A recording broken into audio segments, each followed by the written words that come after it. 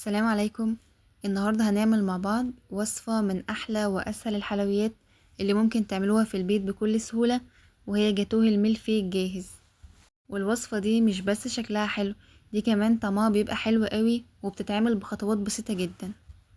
ودي هتبقى من أسهل وأسرع الطرق اللي ممكن تجربوها في الملفي، وطعمه بجد بيبقى حلو جدا، ومش هقول زي الجاهز لأن هو بيبقى أحلى من الجاهز كتير قوي. فيلا بينا نبدأ مع بعض خطوة بخطوة عشان اطلع احلى جاتوه ميلفي ممكن تجربوه.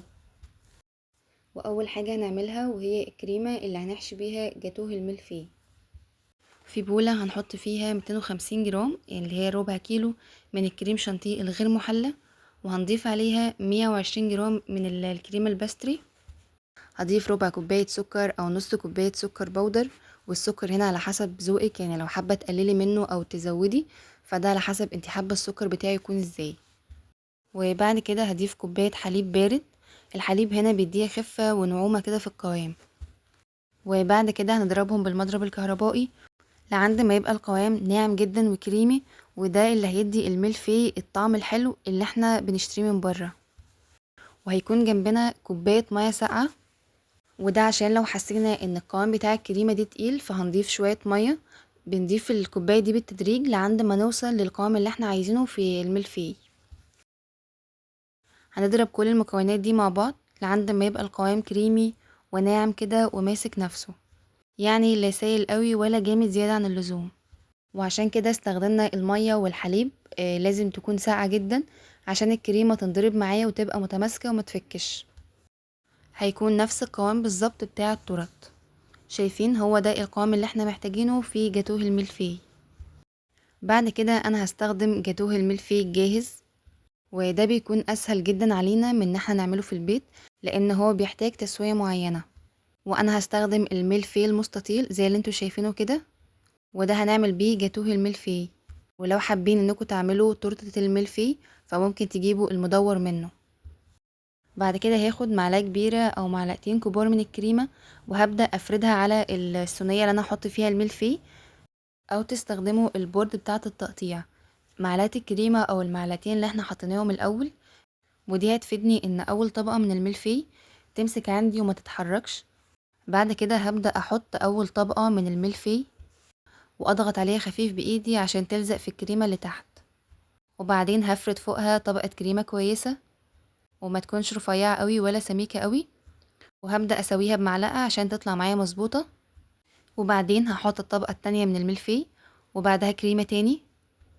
هفرد الكريمة على طبقة الملفي واسويها كويس بمعلقة عشان يطلع شكلها معانا مظبوط.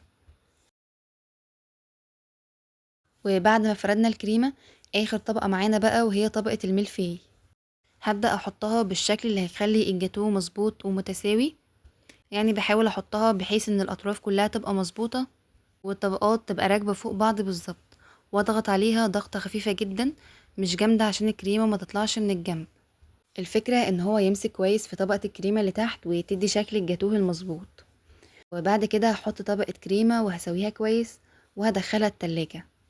هسيبها في التلاجة على الأقل خالص 5 6 ساعات عشان الكريمة تمسك كويس والملفي يبقى متماسك كده وسهل في التقطيع.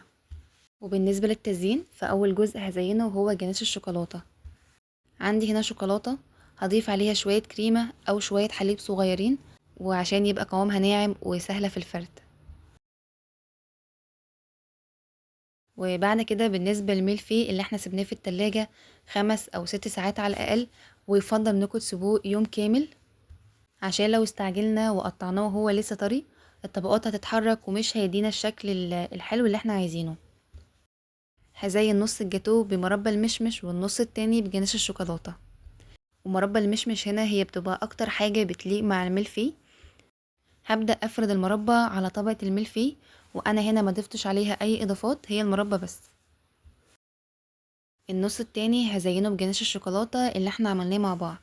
هبدأ اوزع الجناش على الملفي بمعلقة كده او سباتولا عادي، وافرده كده بالراحة لعند ما يغطيلي الطبقة كلها.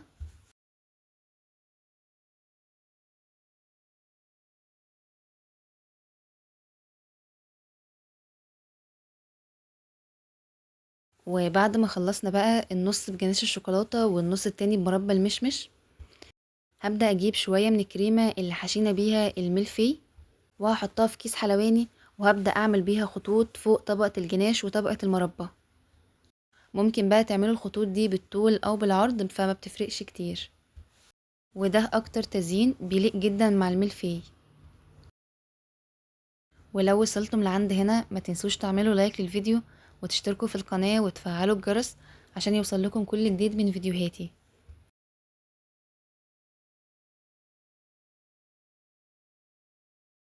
بعد كده هبدأ اعمل فيها خطوط بالطول بعود الشيش طاووق، وده عشان تدينا الشكل المعروف بتاع الملفي. شايفين بقى قد ايه طريقته سهلة وبسيطة ومش محتاجة خطوات كتير، وفي الاخر طعمه بيطلع حلو جدا وكمان شكله بيبقى حلو قوي. ودي من الحلويات اللي لو جربتوها اول مرة هيطلع معاكم مظبوط.